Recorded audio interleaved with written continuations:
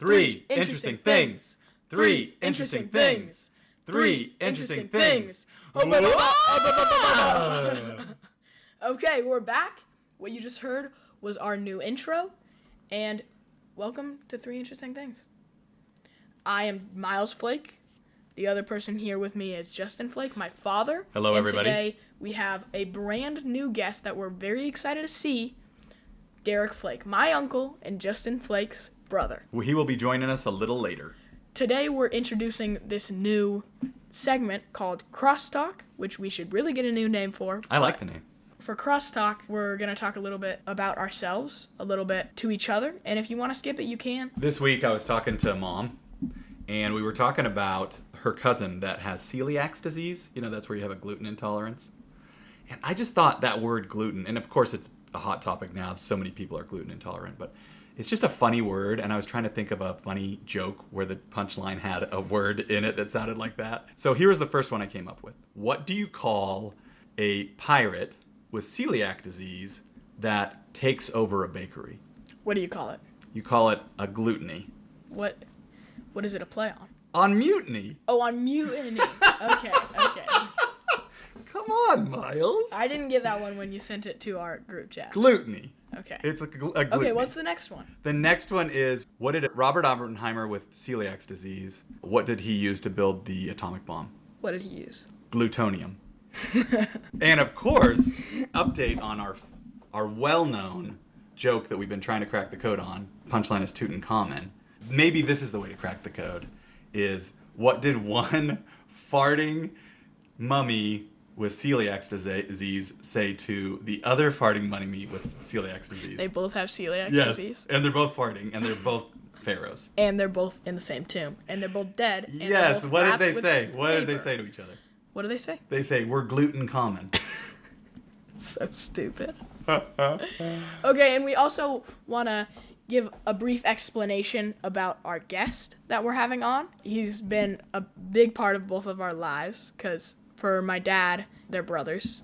And for me, he was a babysitter for us for, what was it, like 4 months? One summer, yeah. One summer, he was our babysitter. So it was 1 week, and he took care of us for that whole week. When Mom and I went to Panama. We had a lot of experiences. In 1 week. I don't know. That's just, I guess, where I know him best from. It was over the 4th of July, and what I remember is he took you guys to a fireworks stand to buy fireworks. And at this fireworks stand, they were also giving away free camel rides. So you got to ride a camel when you were a kid. Fun. Yeah. My uncle and the tallest man that I know, Derek Flake.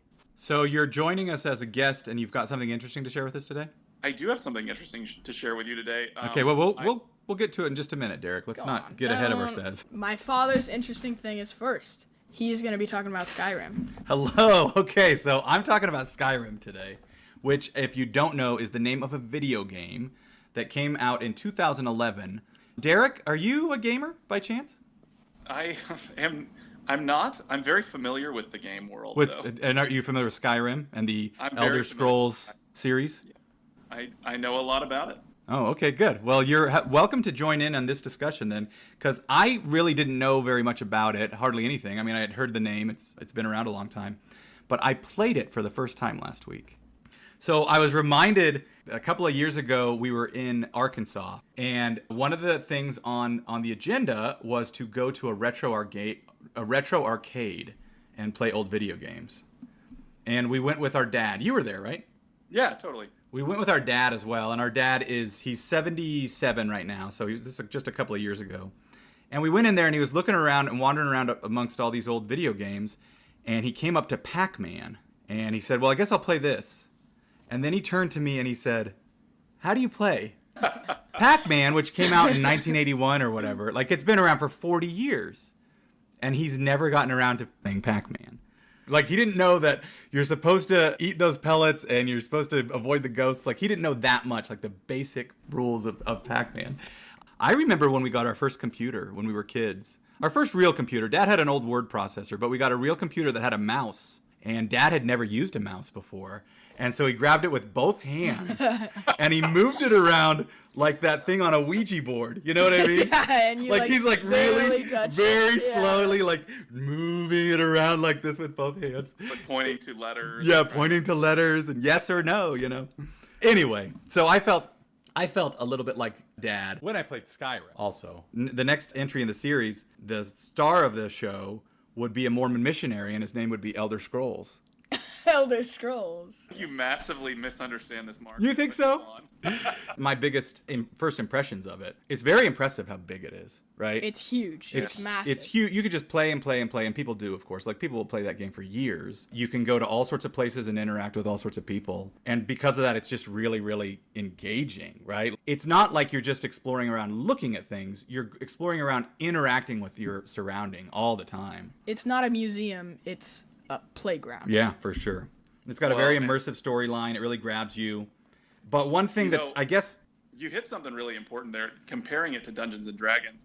Because, especially a lot of these types of games are very heavily influenced by Dungeons & Dragons and the culture. Clara and I got really into Dungeons & Dragons during the pandemic, and we still are. But we kind of get adopted into these other gaming cultures because it's all Latin, right? We're all speaking the same language. It's all about... it's like, are you playing an open world game or is it a railroad game? It's like the way that the dungeons are built. And funny enough, Skyrim, because they do so much research into real world type things, I'm writing a novel right now that's got a dragon in it. And I was like, how would you kill a dragon? Like, realistically, how would a person kill a dragon? And the best resource I found was a Skyrim guide on how to kill a dragon. That's funny. That is funny. And I will say it is, even for me, and I'm not a gamer, but I enjoy fantasy, sci-fi. And so the world is very familiar, right? It feels like Lord of the Rings. It feels like Dungeons and Dragons, that sort of thing. It's that setting. I guess a couple of maybe complaints that I had when I was playing it. First of all, it feels like, again, for a non-gamer, and this is going to be true for any video game, I guess, but the barrier to entry is pretty high. The barrier for entry for Skyrim, I will say, is a lot higher. Like, you have to really learn it before it's fun. And I played for an hour or hour and a half or something. And finally, by the end, after an hour of, really figuring the game out, I started really having fun with it. I mean, you didn't have the hang of it. I still didn't have the hang of it after an hour and a half, certainly. The other complaint, I guess, is just the fact that there's not an overall mission, and I get it. That's the point of the game, right? It's open. It's an open world. You can kind of do whatever you want. But I don't know. I guess I'm not exactly type A, but I'm type A enough to where, I wish they were telling me more, what am I supposed to be doing right now? Like, where should I go? How do you win, so to speak? Or maybe that's like a very American point of view. I don't know, but no, I think it's actually a big part of it is because of the way that you're approaching the game. Maybe it is that.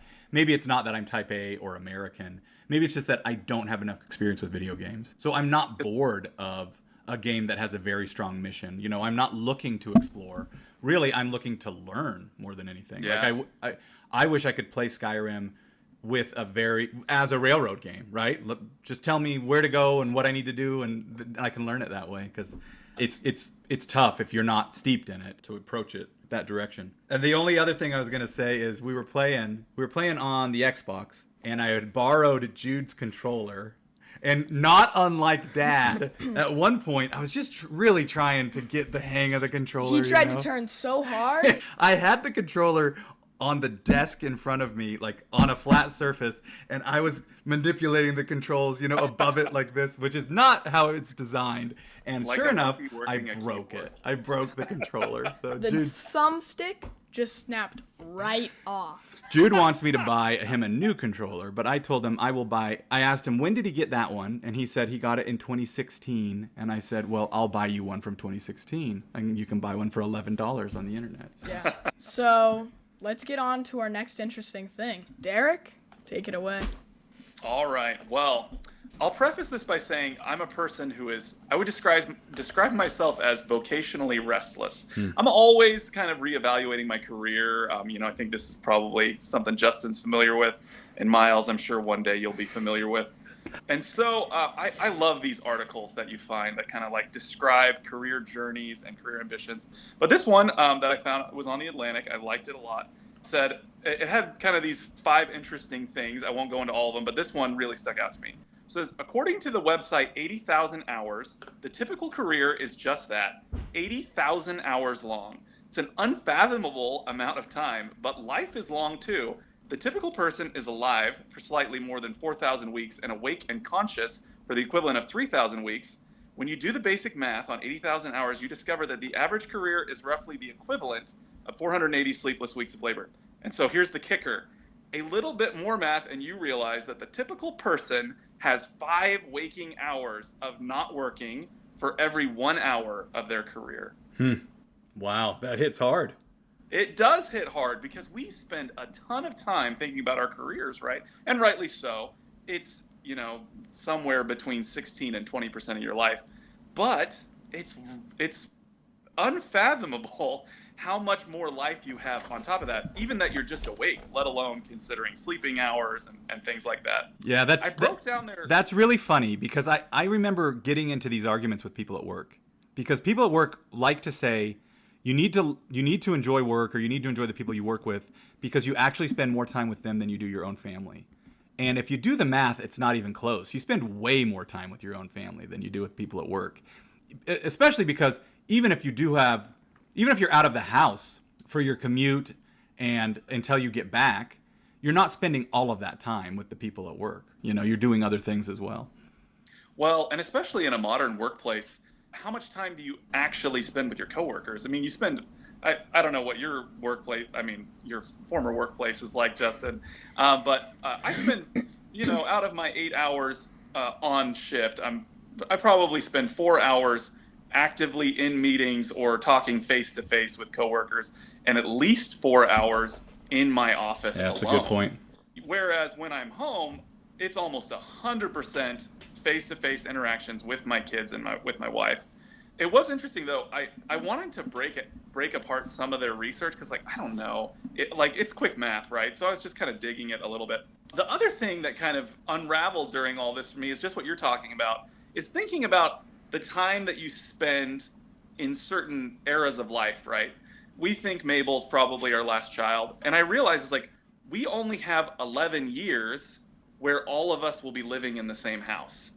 And so I put it this way to Clara, it's really, if for the next 11 years I have to eat more macaroni and cheese than, salad and other kinds of food that I would enjoy, not salad, but, and not even 11 years, right? How long can your kids really stomach macaroni? Well, this guy still eats it.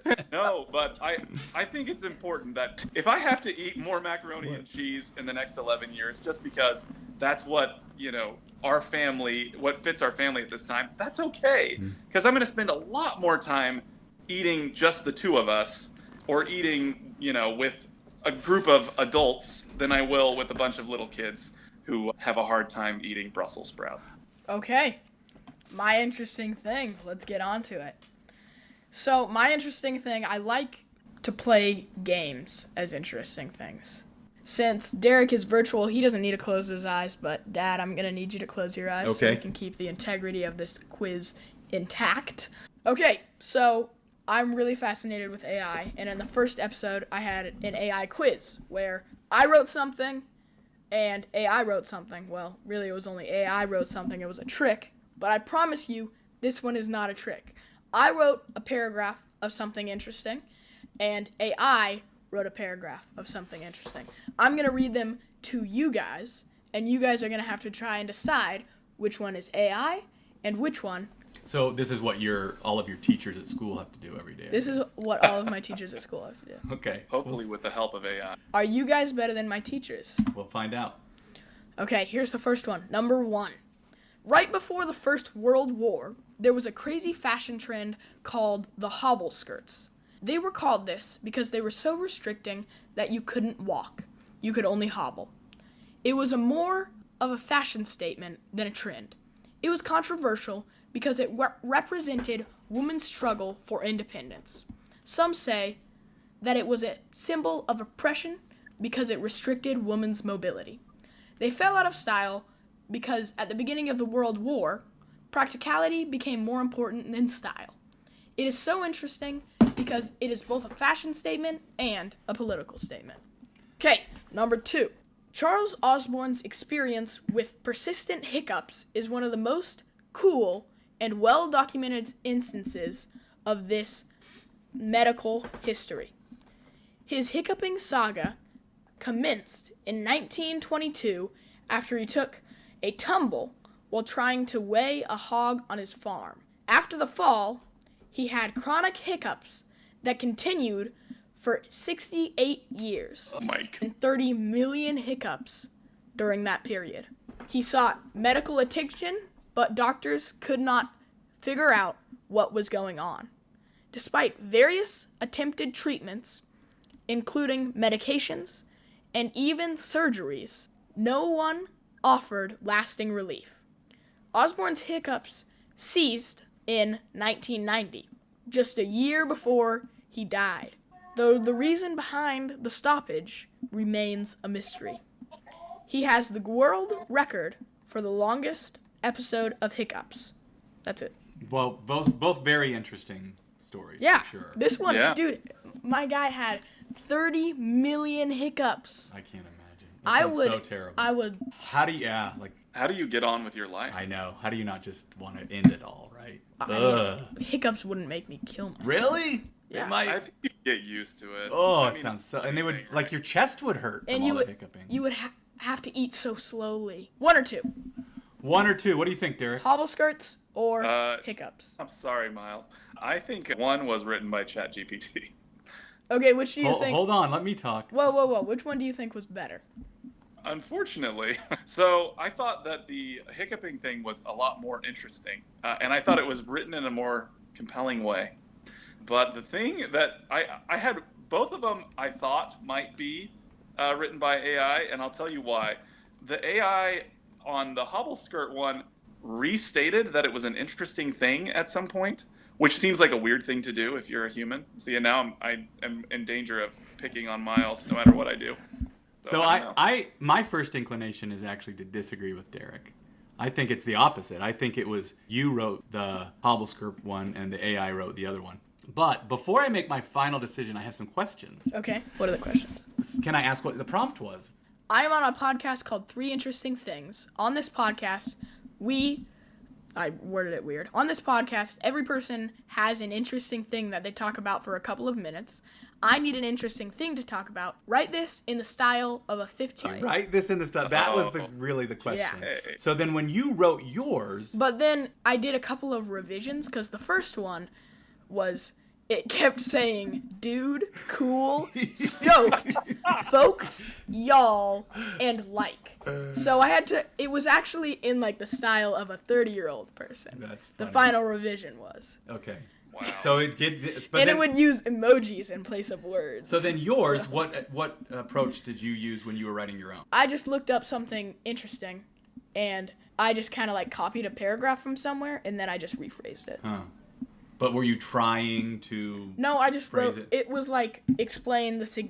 It was like I had been asked the question, explain the significance of, and then like I tried to relate it to. I'm gonna keep my vote how it was. Number 1 was I think me. You wrote the first one, and the AI wrote. My dad is right. Yeah. I wrote the first one. Man. And then for this second one, the one that was written by AI, the wording is really weird.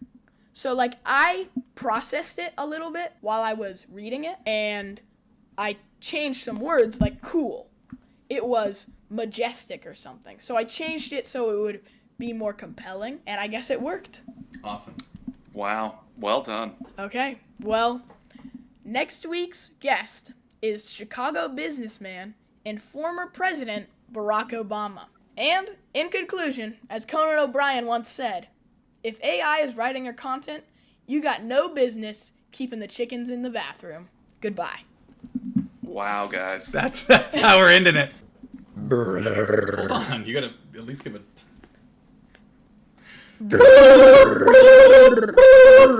Interesting things 3. Interesting things 3. Interesting things 3.